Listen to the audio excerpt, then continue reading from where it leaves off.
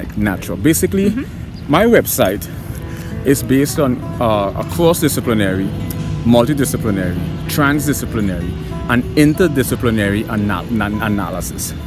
Primarily it is centered around material science. I may take a radical approach to physical reality.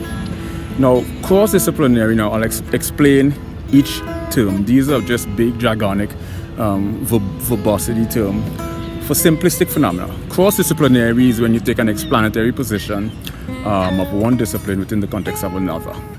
And it's a difficult field in cross-disciplinary because it requires a parity of equal knowledge in both fields simultaneously to have a cross-disciplinary, in-depth articulation of it. So I may explain physics, I may explain apology, I may explain music using physics.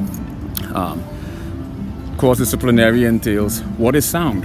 Sound is a collision of air molecules. It has amplitude, frequency, velocity, acceleration, intensity. Intensity, for example, is the distance in which sound travels. Why sound is a collision of air molecules? How sound disperses. Why do we hear octaves? Why does an A chord consist of 440 hertz? And why when you double it, we hear an octave? What aspect of human biology and our internal membrane allows us to perceive sound logarithmically?